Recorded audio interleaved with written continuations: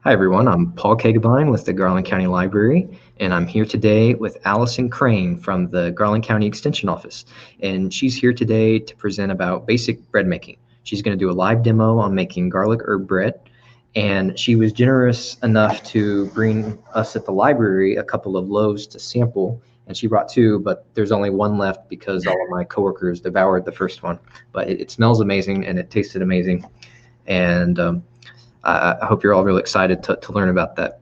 But if you ever want to follow along with this recipe, I posted this and 4 others in the comment section on the original video on Facebook. You can also find those recipes, and that includes the directions, ingredients lists, and nutrition facts. That's on the library's online calendar in the event description for this event, or like I said, in the comments. So speaking of the comments, if you have any questions, you're welcome to ask them there, and Alison will try and get to them at the end of this presentation. And we're going to go ahead and let her get started. And good luck and enjoy. Hi, good evening, everyone. Welcome to my kitchen. All right, you can tell I've been working and doing things. This is definitely a working kitchen. All right, I'm Alison Crane with the Garland County Cooperative Extension Service, and we are part of the University of Arkansas System, Division of Agriculture, so it's a big, long title when I get to introduce myself. For those who are not familiar, we take research-based information from the university level and bring it directly to the community. So all our information is research-based. I did a lot of homework even preparing for this program. And today we're going to be talking about some of the basics of bread making, and I'm going to demonstrate a few of our recipes that are going to be in the handout that will be available.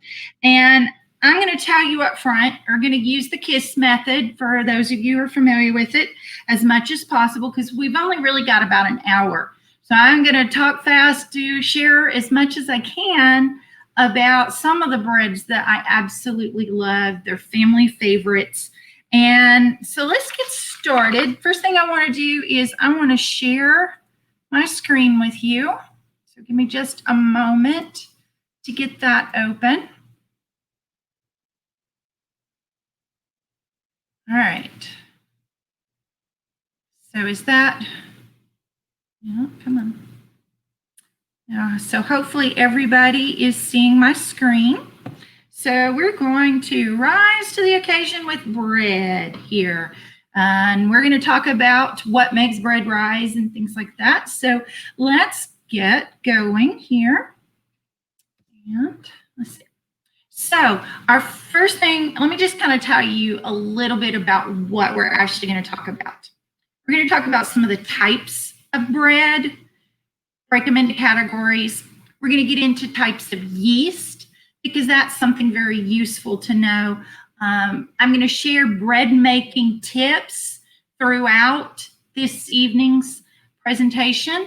And we are going to, like Paul shared with you and held up the loaf, I'm going to show you some garlic herb bread in various phases and stages.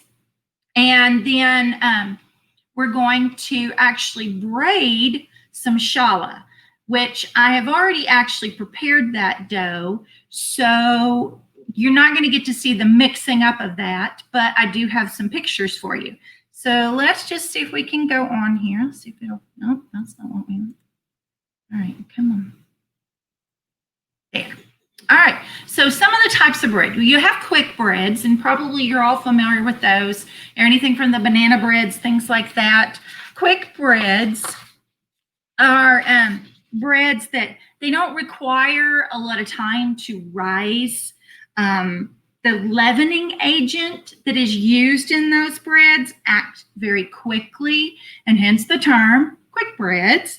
All right, they include, again, the sweet breads like banana breads, zucchini breads, things like that. Also getting into, the corn breads and soda breads. Soda breads are, they have a little more texture like regular breads, but they're still considered a quick bread because you use baking soda or baking powder for those. And then, of course, biscuits and hush puppies actually fall under that category. Now, we also have unleavened breads. Now, we talked about the quick breads. The quick breads have usually some kind of bicarbonate, like baking powder, baking soda. Sometimes you can even, I've had some recipes that you can use like carbonated sodas as your leavening agent within the bread. Well, with unleavened breads, it means you don't have anything. Usually those are flat breads, the matzo bread or the lavash bread, which I've got pictured here. We also have, like tortillas. Most of you should be familiar with that, or the name. We have breads from all over the world. In fact, when I was going and looking at this, I tell you, I tried to categorize breads in, a few categories. And what I'm sharing with you tonight really does not cover everything. There are, one website was like, there's 15 types of bread. Another was, there's 28 types of bread. Another was, so there's so many different types. And so I'm just kind of giving a little bit of a sample with that. But with the unleavened breads, again, the leavening agents are left out of those. So either they rise by the moisture creating air pockets, like you can see. I don't know if you'll see my mouse or not right there, but you can see in that bread it has the little bubbles within it, or they just stay flat. Now, some of the flat breads that we call flat breads actually have leaven in them. And let's look at another type of bread, and then we'll get into that. All right, so starter breads. When you have starter breads, a bread starter is a combination of flour and water, and it mixes with the wild yeast or bacteria, because it's living, and some of those are actually naturally found in your flour. I don't know if you're aware or not, but just this September is a food safety month, and it is National Food Safety Awareness Month. And when you are baking, and when like you make up your cookie dough and things like that. Now, a lot of times we think it's only the eggs that are the issue with causing possible illness, but actually the unprocessed flour can also be a part of that. So there are bacteria and things within the flour, and I'm reaching over here, touching my flour. I've got my big old flour bin here. I've got flour over here too, and we'll talk flour in just a minute. But so there's things like that. Or even as you're mixing this starter, there's bacteria on your hands. And so that too can be part of what it gets into that starter. But that bacteria, and combined with, again, the flour, the air, and that moisture, when you create the right temperature and climate for it, then it starts to produce the air pocket, the air. And so like the sourdough breads, there's so many different flavors and variations of those. Also, the Amish friendship breads, usually those are a sweeter bread. You might end up adding fruits and nuts and things to it when you're actually fixing to bake it. And the ciabatta also is considered a flat bread, but it's also a starter bread. And so you can see that right there. So you're probably thinking, okay, I didn't realize there was that much to bread, but it is amazing to me how much that you can learn with breads. Now, yeast breads cover a whole wide assortment. Everything from your rolls, English muffins and bagels and things like that. There are so many types of yeast breads that we really could spend the rest of the evening just talking about the different types of yeast breads.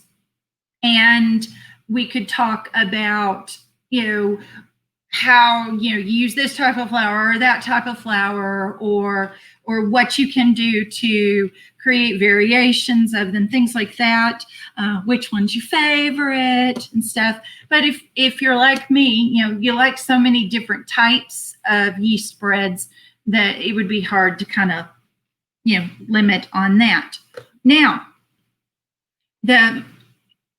we talked about flatbreads, and again, that one bread from the starters was a flatbread because it tends to, after it's baked, sink in the center, which creates a more dense bread. But then you also have the focaccia breads, which are a flat bread, but you actually use yeast to produce them, but you roll them out. Now, we're not going to have time to do any of that, but maybe in a future program or something, I can do some demoing with that. But today, we're going to focus on the garlic herb bread and the challah. Both of these breads are family favorites in my house. My family loves them. In fact, when the family comes in and they either find out, oh, mom's been baking bread, or they find out, they see me start to get out, I have a bread bowl. And so, when I get out this bowl in particular, the first thing they ask are, you gonna make bread? And so, this is my favorite bread bowl to use for mixing up my breads because it's so nice and big, and I can get like even on some of my breads, I might do, quadruple my batch of bread, depending on what I'm needing it for. But for my family, it makes them feel loved. Bread is considered comfort food, and I enjoy it. But also for me, not only is making bread a way that I show my family love, it actually serves as therapy to me. And we're going to talk a little bit about that and stuff. And maybe for you it is. I don't know where you are, if you've made bread before, or if you know absolutely nothing about making bread, or you just maybe wanted to get another recipe or so. But for me, that kneading process, watching it change from this sticky dough into a ball, and you literally see a change in that dough. So I really, really enjoy it. If we could meet in person, I would get you up here hands-on and let you see things and try it yourselves. But unfortunately, thanks to COVID, we can't be in person, but we can hopefully share the experience together and learn a little bit. So let's go on. Now, you hear a lot about gluten-free bread. So we need to talk about gluten real quick before we actually start handling some of our doughs and things that I've got prepared. Gluten is a stretchy, springy network of protein molecules that forms when you mix the flour and the water and everything together. Gluten is what gives like bread itself its interior structure. It makes pizza dough chewy. Even if you think about it, it even gives the spring into ramen noodles because it has created a gluten in that.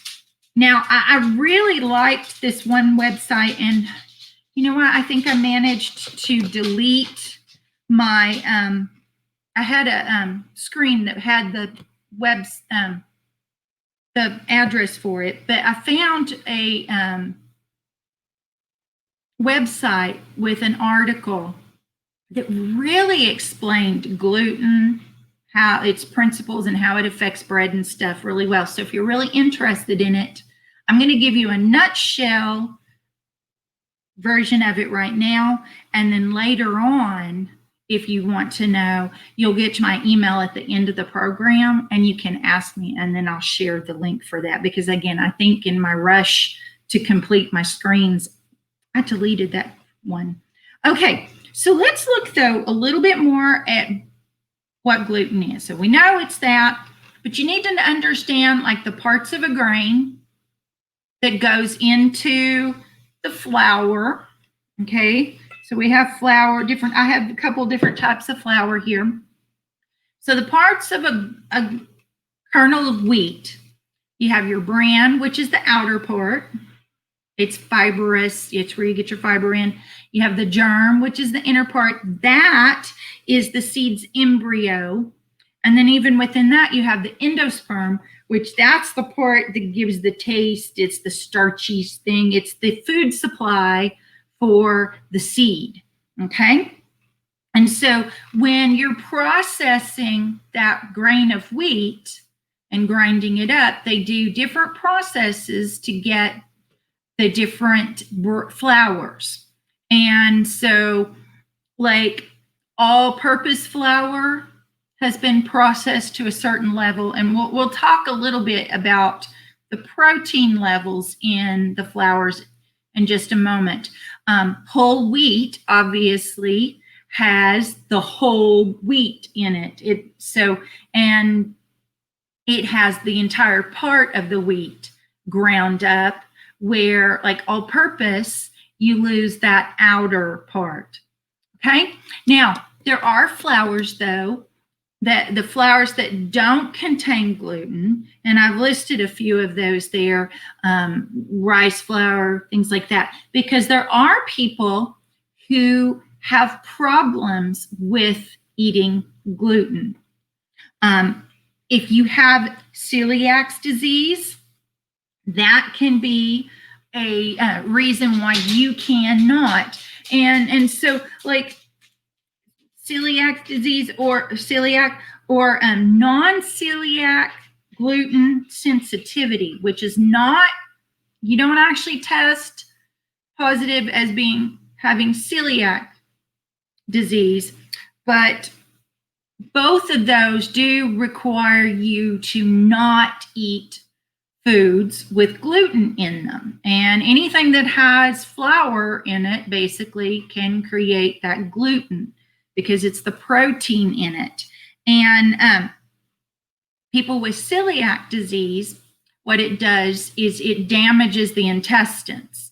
Now, if you're gluten sensitive, it doesn't damage the intestines, but it sure can make you feel like it does. All right, so those are some of the adverse health issues with that. A good rule of thumb is that doughs with more gluten development produce like a bread that is springier with a bouncier texture, and then while less foods have less development are often softer, more delicate with that. Okay, now let's get to the good stuff. We're going to look at garlic herb bread, and I'm going to move these, but let me show them to you real quick. These actually aren't garlic herb, although you can braid my garlic herb bread too. This is some of my samples of the Challah, and so we'll talk about that in a minute, but I'm going to move these over. Okay. Now, when I'm making bread, let me share some of the tips and things. I like a nice, big, clean counter surface because you're gonna get flour everywhere. And really, honestly, unless you just cannot work on your countertop, you're gonna want to do your kneading directly on your counter. Now, I do have like a mat that I use, especially for pizza. Get it out, and I'll use it and lay it out. And it's quite handy for that. But generally speaking, and so one of the first things I do when I'm getting ready to clear off counter space and get ready to do that is I sanitize my countertop. Now, we have pets, people come in, they sit stuff on the counter. And since I'm going to be working that dough and it's going to be rolling and rubbing on the countertop, I always like to sanitize it. So I've already done that for us tonight. Now I'm going to get out of the oven. I've set it in my oven with the air conditioning going and my ceiling fans going. It's a little drafty, so I put my bread dough into the oven just to sit there where it wouldn't have air flowing on it. So let me get that out. And we're going to see how it's going. So let's see here. Let me go ahead and take this out. We're going to use it in just a moment. Ooh, yeah, that's going to be perfect. Okay, so I'm going to close this for the moment. And I think we're going to be ready. So I'm going to go ahead and turn this on and preheat. So we're going to see how well that does. So what I've got here is my garlic herb bread. And you can see here that I've highlighted the flour. So you can see it calls for bread flour. So let's talk a little bit about the different types of flour while we're looking at this, okay? So bread flour versus all-purpose flour. I had a call the other day in the office, which, by the way, our office answers questions about cooking and food preservation, all kinds of things like that. Well, I had a call the other day. A lady wanted to make some bread, but she didn't have any bread flour. And the recipe she had called for for bread flour. She had all-purpose flour. She said, "Can I do it?" And I was like, "Yes, you can." Now, look at the list here. So bread flour has a 14% protein content. And that protein in that flour is what, again, helps it form that gluten, which then gives it that bread texture and stuff that we love so much. So I've got bread flour over here. So, and I'll tell you too, I have found that bread flour at the regular grocery store costs you about $3 to $4 for a 5-pound bag. But I can buy it in bulk at a certain place. I won't actually say the name, but I can buy it in bulk there for about $10, and I can get 25 pounds. Here's the thing though, because it does have so much protein in it and stuff, it's not something that I want just sitting out and sitting around, and it's such a big bag, then sometimes depending on how much you bake, it can take you a while. So I store it in the freezer. So here's your tip with this though. When you want to make bread, get you a bowl and get you some of your flour out of the freezer, prevents bugs in it, things like that. But you want to let it warm up to room temperature, because that yeast, when it combines with that really cold flour, it's kind of like, whoa, I'm not going to rise for you. It's going to take twice as long. All right. So you can see here my bread. Now this bread, we're going to talk about a little bit more about it in just a moment, and what it's doing. So then the all-purpose flour has 11%, pastry flour has 9%, and cake flour has a 7%, which is why, remember I said the more protein it has, the more gluten it creates. Well, then cake flour is what makes cake so soft and tender and moist to the taste there. So another thing you can do with flour, though, is like if you're making a bread, most types of bread, you can, if you're trying to be a little healthier, maybe you want to get more fiber in your diet, or you're trying to add whole grains to it, you can substitute most of the time a mix of half of whatever flour it calls for and then half whole wheat flour. And so that gives you a lot more nutrients and things like that. Because, again, the more the flour is processed, the more nutrients that are removed from it.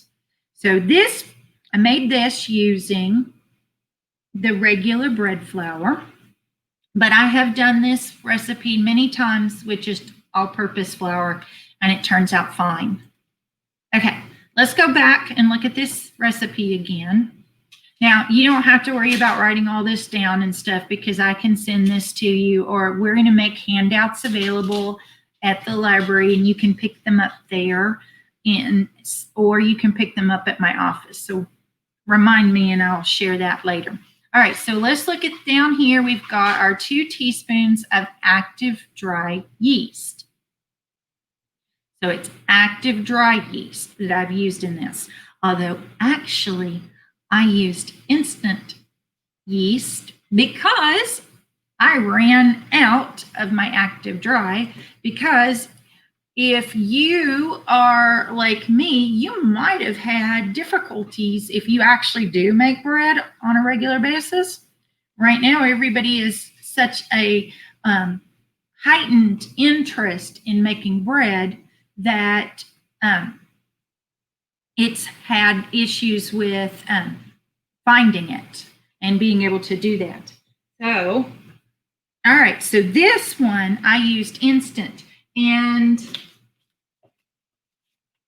you can see there in the picture, but I tried this one. I haven't ever tried this particular brand before. And so this is what I put in this one to give it a shot. But you also have, this one is an instant. And so let's talk about yeast for just a moment here. All right. So there's 6 basic types. I'm sure if somebody was really, scientific and stuff, there's probably more. But when you're looking at the types of yeast that we would use, just in general, let me go into some of these. And I'm not going to tell you everything about them right now because there's just so much. But for instance, active dry yeast, which is what this recipe calls for, is a yeast that's dry, so it has to be reconstituted. And by doing that, you activate the yeast. And we also call it prove the yeast. You prove that it is viable. And then you also have instant yeast in some of these recipes that I've shared with you. But let's look a little more. It's the active dry, you can purchase it in jars or in packets. Again, it's just kind of hard to find. So anytime I go to any of the stores right now, I look on their baking aisle to see if they've got any yeast in. So which is why I bought this instant yeast. I usually use the active dry. Yeast is a one-celled microorganism that turns sugar into alcohol or gas, and that's how it gains its energy. Now, if you're following a recipe, and typically it's best to use whatever type of yeast it suggests. but there are some substitutions and things like that. If, again, use what you've got. You just have to know the qualities of what you've got versus what they're asking for.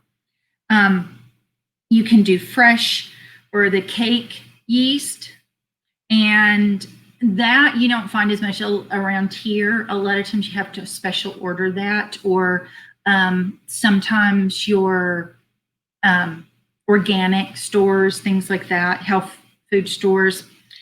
Then there's liquid yeast, which was really popular at the beginning of the 19th century. And that's kind of a slurry. It's almost like a bread starter, but it's kind of a slurry of the yeast and flour and stuff. All right. Now let's talk instant yeast. It's the most active form. It's usually more expensive, and you can add it directly to your dry ingredients. So right here, I have all my dry ingredients. Oh, I need to warm up my water again. I have all my dry ingredients for making the bread.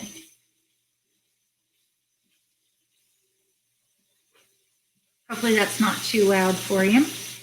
But I'm going to take a half cup of water. And let's get this over for just a moment. See what? I'll move these. I think the oven is probably warm enough. I can stick these in there. So we're going to go ahead and stick these in while that's warming back up. Now you don't want your water to get warmer than 110 degrees. But mine's not going to be over 110 degrees.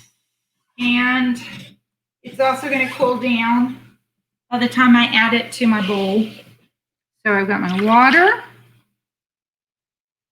And then I'm going to add some olive oil. I've got a little more than 4 teaspoons here because it was just poured so fast. Not going to matter. Okay, so I've got that. So in this, I have my flour measured out. I've got my herbs measured into this. I've got my salt, things like that. We're going to use the instant yeast with this, again, because I don't have anymore, and so I'm the regular. And one of the things about instant yeast versus active dry yeast is, one, you do need to typically put it in a warm liquid to get it started. But also with instant yeast, because it's already ready to go, you only have to let your bread rise 1 rising. Again, the more times you let your bread rise or prove it, then the lighter, the nicer the texture is that's created with this. So I'm going to go ahead and put all of my ingredients in. And then, now this recipe was originally a bread machine recipe that I had started with years and years ago. I got a bread machine about 15 years or more for Christmas, and I wore it out. Well, the family liked those breads so much, I thought, well, maybe I could try doing them by hand. And lo and behold, we found out that we actually liked the bread more with me making it by hand than we did even in the bread machine. The bread machine was fantastic. It was wonderful. If you got one, use it. But it created a heavier bread. And when I am doing these rises and hands kneading it myself, then I can create a lighter, just tastier bread. So I'm going to go ahead and put in my yeast here. All right. And if we have time, we'll go back if you're interested and talk about the things with the other types of bread, the nutritional yeast and the brewing, and even a little more about the fresh or the liquid. But I want to go on. So we're looking back here. So I've got active dry, but again, according to the recipe. Now, as I was saying with the bread machine was what I started with this recipe. Well, bread machines, because they have a delay, a lot of times what you can do then is you can set a timer for your recipe, and you can set it so like the bread will be ready first thing in the morning. Well, to not let your bread start rising before it was time, you put your yeast in last, and you would make a little well and stuff. But we don't have to worry about that because we're going to get it going. Now, one thing I didn't do, I just thought about it. I didn't set my timer. I don't know if we're going to have this bread come out of the oven before y'all leave or not, but we'll see. Okay, so what I'm going to do is I'm just going to mix this up. And to get it started, just stirring it up real quick. Getting it to combine together as fast as I can. Can you see it? Maybe if I tilt it a little bit, you can see a little better.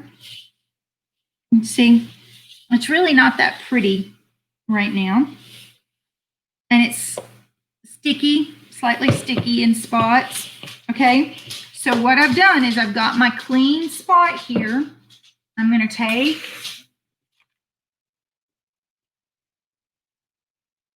some of my bread flour. I'm just going to generously sprinkle it onto my counter. And let me move these over because I don't want them to touch the raw flour here. My family will be very disappointed. Oh, and don't let me forget to tell all my details about the challah in just a moment. Okay. So I'm just going to set this out of the way because I have my bread bowl. So to knead it, sprinkle a little flour on top here. I'm just going to start pressing and folding it over. And if I come across a sticky part, I'm going to sprinkle just a little more flour on it. And this is the part that I find therapeutic. Hopefully y'all are, if you've ever made flat bread before, you understand what I'm talking about. There's something very comforting and soothing about it, because as you knead this dough, it changes. And I think,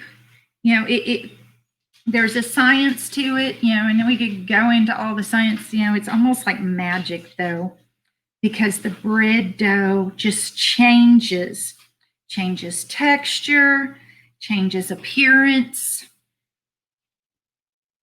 It's soft and flexible. And I'm just working it through, folding it over and pushing it down back in. It's still pretty sticky. So, I'm getting flour all over my mouse, which is right underneath there. I'll get to clean that in a moment. All right, so I've got my dough ready.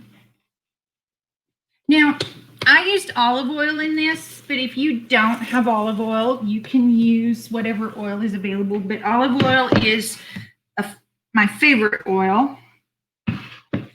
It's got lots of health benefits to it and taste benefits and stuff, but you can use butter. The original recipe had used butter in it, but again, so I put a little olive oil down in my bread bowl and I roll this around a little bit.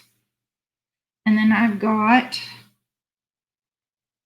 this is not damp anymore. Let me open that a little bit. See what, I'm going to have to wash my hands.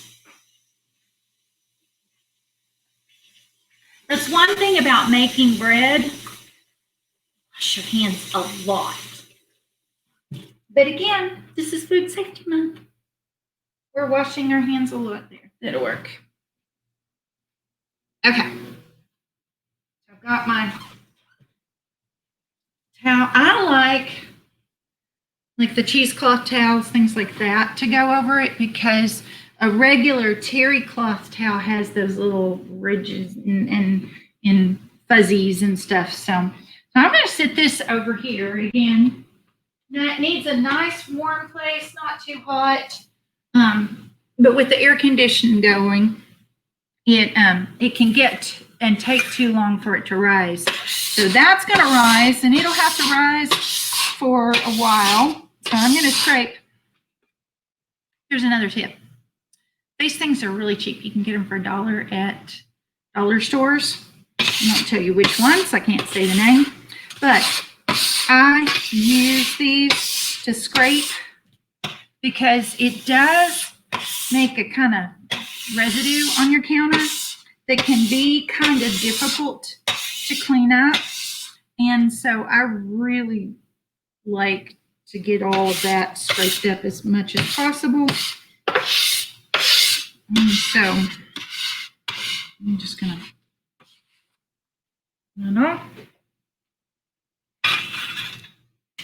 so they're really handy. Okay. So let's look at this. Now, challah is an egg bread. It's a braided egg bread. And I have some that is just about to be ready to roll and to braid. And then I've already showed you here. Now these, they're a little darker. And like you look at the pictures and things, they're a little darker on bottom because I actually substituted half whole wheat in them to make them a little healthier for the family. But they are one of my family's favorite things. You know, it's used for Jewish holidays or for the Sabbath. And it is just a wonderful bread. And it's a sweeter bread. You can make it as sweet as you want it to be. It doesn't have to be like super sweet. And there are a variety of ways to fix it. And so I'm going to show you a couple simple ways to do this. Let's kind of talk through the recipe real quick. Now this one has milk in it. It has butter and honey or sugar, depending on what you've got. This is like a special bread, if you're trying to be healthier. But there are ways to, again, you can substitute some of the flour out. You can do less fat. You can't cut all of your fat out though, because you really need that to create some of the texture that for this type of bread. And you can see here, it says 3 eggs, but you actually only put 2 eggs in the bread itself, and then you use part of the egg on the to wash it. So let's see. Oh, and notice too, it also I use unbleached all-purpose flour. I got this recipe from the Juice for Jesus cookbook, and you'll see that in the thing. So let's talk through it.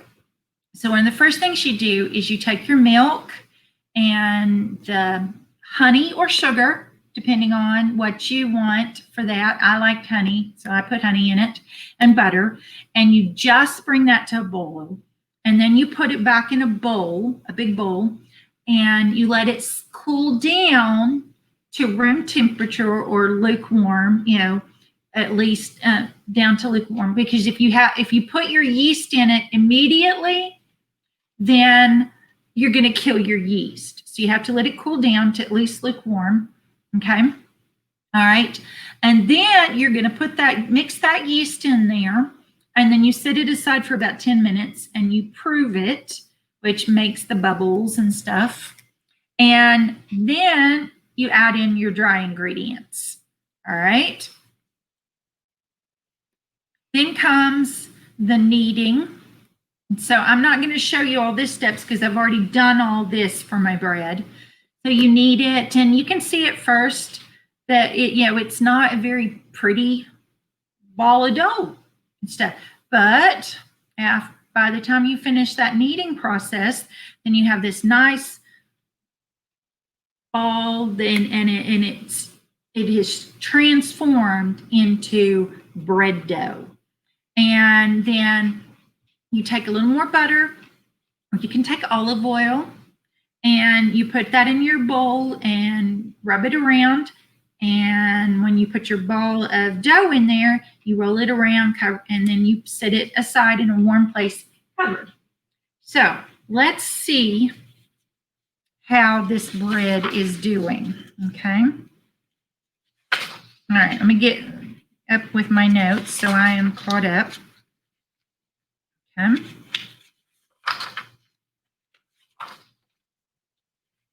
Because I don't want to get too far ahead of myself. Okay, I'm caught up. Let's see what it's done here. Now for this one, I'm going to use my all-purpose flour, and I like big containers for this. Okay, how are we doing on time? Ooh, I got to talk fast. If we're going to have enough time for comments and things. Okay. So, oh yeah, this turned out nice. Isn't that nice? You can see how it started in this lid. It started about this big, and now you can see it's risen nicely. So, I'm going to put some flour out here. Again, I've already kneaded it once, so I'm really not kneading it at this point. I'm going to take it out. This out of the way. All right, so what I'm doing is I'm basically gonna kind of punch it down a little bit, and I'm gonna roll it into a form where it's uniform, because I'm gonna divide it. So this is another time where I really like these tools. And the nice thing is, if you buy a really good one, it'll have the numbers etched in there. So like if you're needing to measure stuff, you can use them for that.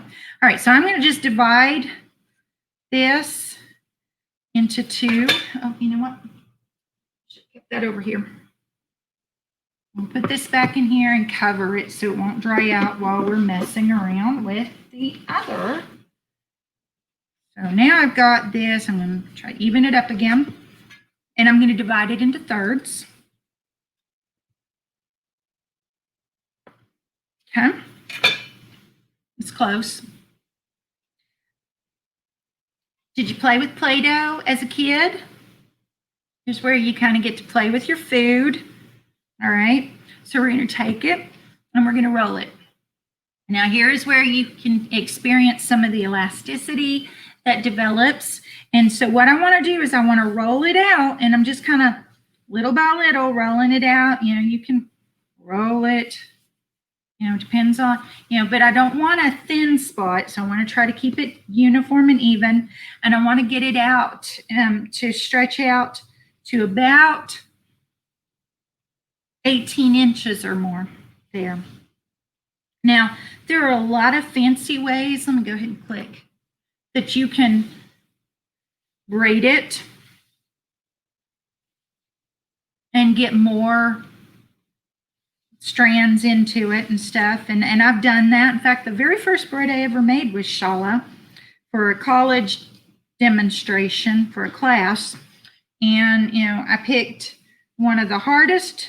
My teacher was like, "Why in the world did you pick the hardest one to make in demo when you've never made bread before?" And I was like, "Because it was the prettiest," and I loved the thought of getting to braid. So sit that out of the way. We'll do another and get these rolled out. Now you can see on the slide here that you can braid the dough into a long loaf, or you can braid the dough into that long loaf again, and then you wrap it back. And the one thing that bugs me on the round one is I was doing it so fast the other night that there's like a little bit of a hump you can see on the finished product where it raised up a little bit. So I should have made it a little flatter. All right, so we're getting pretty close here. I'm doing this pretty fast because, again, we're almost out of time. And I've got a few more things to share with you. So we're just going to kind of work our way through here.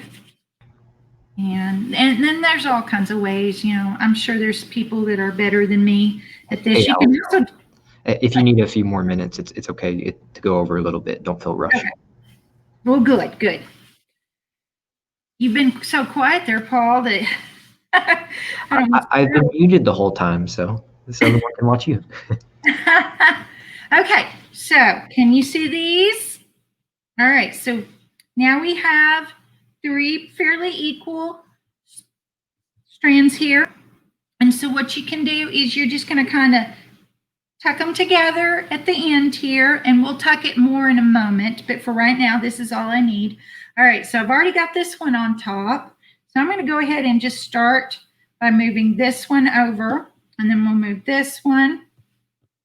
All right, and so we're going to keep braiding back and forth. Okay. Pretend like you're braiding someone's hair, something. You want to try to keep from pulling it. Yeah.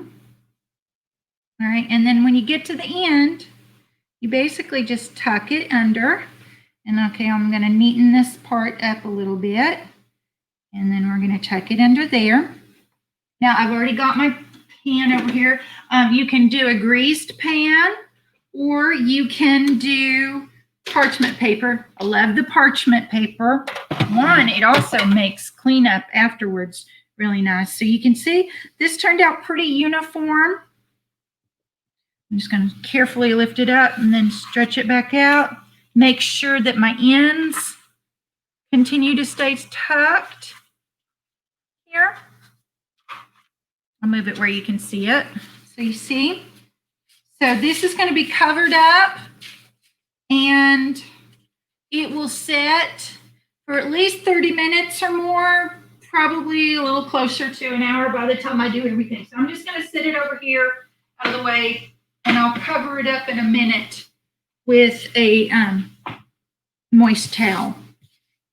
Now, I'm not going to go ahead and do the other one right now. Well, no, I won't do the other one. But if you're going to do the brown one, again, what you do is you braid it, and I should have just done it without. Here.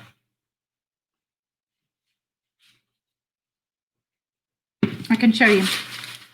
Okay, so for the braided one, for the brown one, I'm going to stretch this out a little bit. And then what I'm doing is I am just taking this around. And so that again, I'm trying to make sure I don't get my lump, because that bugged me.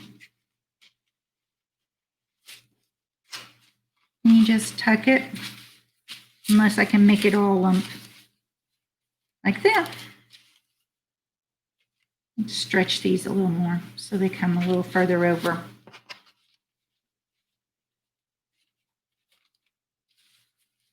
So that way my lump, the highest part, will be in my center. And you can kind of shift it and adjust it. Okay. Tighten it up a little. And then you set it down. So can you see that? So that was really simple. But it will bond together while it is rising and form rest. Now, what you do to finish that is once it's risen and you've got it to the height you want, and I don't think You know what? I did not show a picture of that. I didn't take a picture of that step. But you're going to take that other egg, you separate out the yolk, add about a tablespoon or a teaspoon of water. Cold water, I just mix a little in and stuff. Again, I've been doing this for a while. And then you beat that, and then you're going to, use like a pastry brush. I have my brush around here. Use a pastry brush or something to brush on the egg. That's what gives it that rich, lovely thing. Now, if you are trying to avoid like cholesterol and stuff, you've already got 2 eggs in the bread. But you think about it, you've got it divided up into 2 loaves. It makes 2 loaves. So you are stretching it out a little bit. But you can use the white to do the wash on it instead of using the yolk. But the yolk is what gives it that richness. Let me wash my hands off real quick.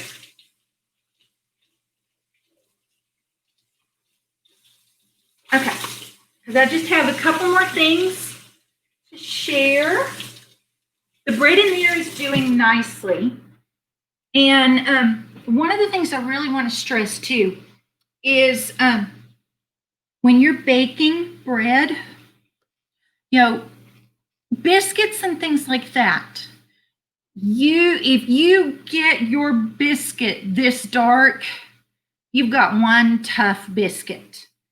But for bread, a lot of times what happens is when we're trying to make a really nice loaf of bread, either we don't let it rise enough, don't give it enough time to prove and to rise, or we underbake it.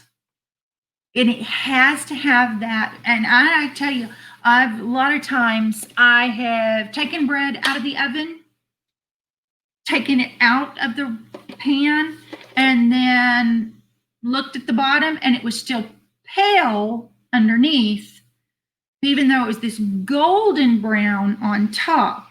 And so you really want to bake your bread, especially your challah, until it's a dark golden brown. And again, this looks darker than it really is, but it's not burnt.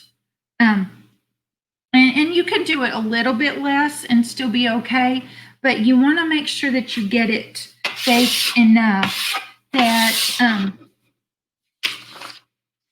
it's not going to be heavy or mushy in the middle.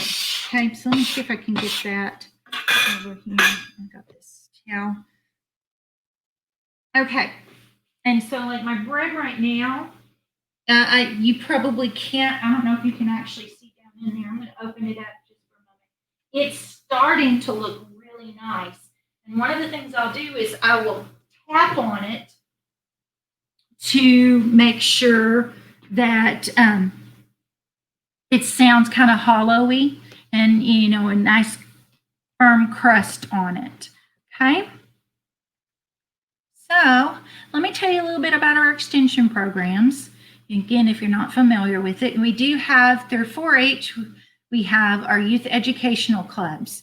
And so any youth 18, or it's like 5 to 18, can participate in 4-H. And then we have adult volunteers with that. With Extension, we also have educational programs and help for agricultural issues, animal sciences, horticulture. We get lots and lots of people call the office, my tree in my front yard is dying, what's going on? So our ag agents help constantly with that, answer questions about that. We also have the Master Gardeners program. If you've driven anywhere around Hot Springs, you've seen some of the handiwork of the Master Gardeners. If you've also been by our office, you see out front the beautiful, beautiful flowers and landscaping that they maintain. And they are all volunteers and they do a fabulous job. For family and consumer science programs, which is what I am, I'm a family and consumer science agent. Home ec, if you think about that.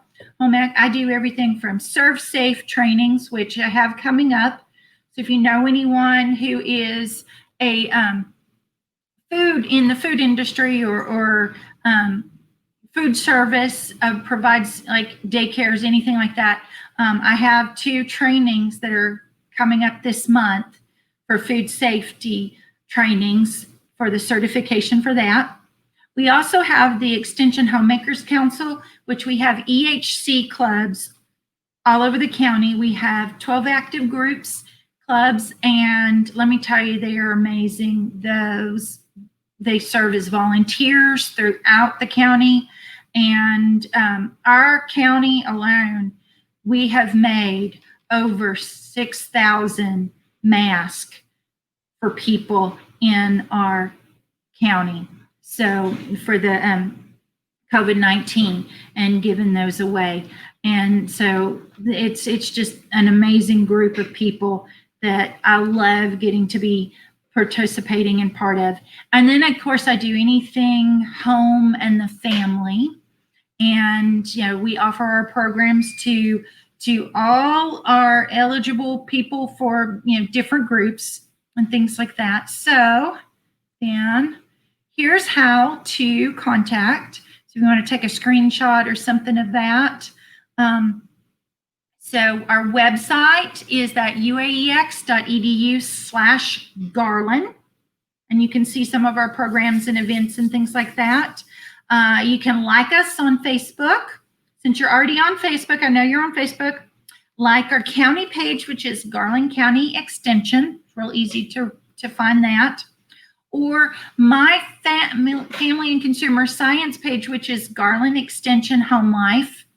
And I do share recipes, foods and nutrition, family life things, finance, anything like that. I also have a Facebook page, which is Garland EGF. We have an Extension Get Fit program for adults. It's an exercise group, and normally we have volunteers leading groups around the county. Currently, because of COVID, we can't meet in person, but I am doing as much as I can with our members on that. Let me stop that timer. I think it's going to need more time. Yeah, it needs a few more moments. Set for 3 more. All right. And again, our Garland County EHC has a Facebook page, and you can see all the things. And then a lot of the clubs have Facebook pages themselves. And our office is located on 236 Woodbine Street. And our number is 623-6841. Now, I have handout that I will be sharing it with the library, and you can also come by the office and pick up this handout with the recipes.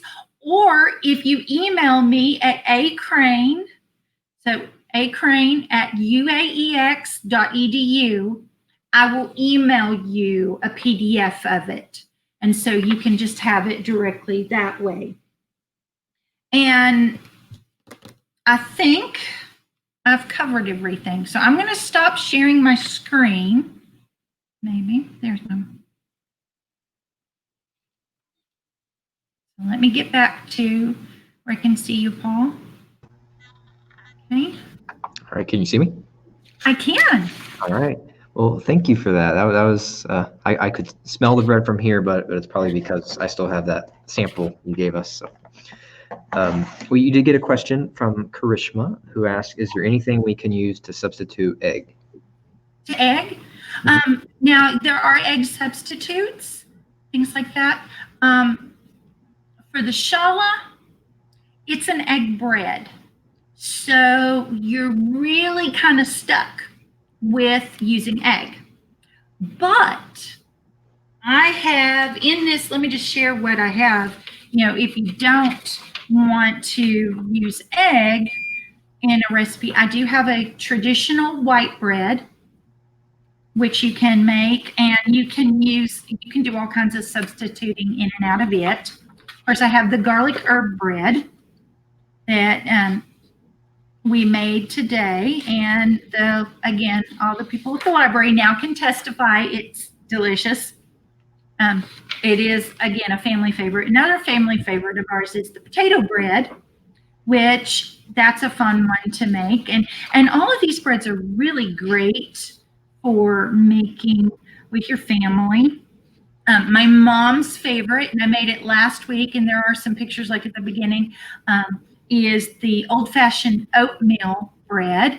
And so I have a recipe for that. And it's delicious, and it's a darker bread. It makes the best toast, and it has oatmeal in it. And my husband, who does not like oatmeal, likes this bread. And it has molasses in it. And then, of course, I have my challah. And then I have a nice and healthy whole wheat bread, which it's kind of neat. It's kind of modified from a Pillsbury recipe, and it's kind of neat. I wish we would have had enough time to demonstrate it, because they, instead of just kind of flattening it out and stuff, they have you roll the dough for that final rise. So I thought that was kind of a neat technique and stuff. So hopefully that'll answer your question. Again, the challah is egg. It's an egg bread. But all the other breads, and there's so many more, doesn't. I hear my timer. Let me check. Any other comments or questions? Karishma wanted to clarify what they meant was a substitute egg for whitewash. Oh, for the whitewash, yeah. You don't have to do an egg wash on this. You can do olive oil. That's one I have used a lot of times. So like if for this, you can brush it with olive oil, and or you can get like a olive oil spray, and that's really handy. I do spray my breads a lot of times, like when they're rising and stuff, I'll spray them. Helps keep them moist, things like that. So you can spray it with this. And this is olive oil. I also use canola oil with it a lot of times, or if it calls for vegetable oil, I usually use canola on that. So yes, you can do that. Sorry, misheard or something there. Okay, let's check these. They look just right. Now, you bring this over here. All right. Here's where I always get impatient because I try to burn. Okay, you can see it's nice, and it's not white here. It's darker, and because of that, and it's real nice and light and hot. Okay, let me get the other one out. It smells delicious, and it's going to make my family very, very happy. Oh, I know one thing I forgot to mention. Types of pans, bread loaf pans. If you're not familiar, a lighter coating versus a darker coating will, the darker coating will make it cook a little faster, plus also it'll make for a darker bread, because again, it will cook a little faster and it heats up. Okay? That's interesting. Yeah, nice comment from Melanie, who wanted to thank you. And she says her mother made bread, and I've always wanted to do it. A couple attempts weren't so good, but with your explanation about the different flours and yeast really helped. As soon as I can get yeast, I plan to make the garlic herb bread. Oh, yay. Well, if you get a chance, email me and let me know your results. I'm glad you were part of this, and I hope you enjoyed it and you enjoy your bread. All right. Well, thank you, Allison. And to the audience, if you have any suggestions for more instructional videos like this on baking or any kind of cooking, I'm sure Allison would love to come back, or maybe she'll know someone who can if it's not something she's an expert in. But we'd love to do more instructional videos like this, not just on cooking, but all kinds of subjects. So send them to Facebook or email me at the library, or I'd love to hear them, and we'd love to host someone else again, including Allison here. So thank you, Allison, and thank you, audience. Have a good evening. Thank you. Y'all have a good one.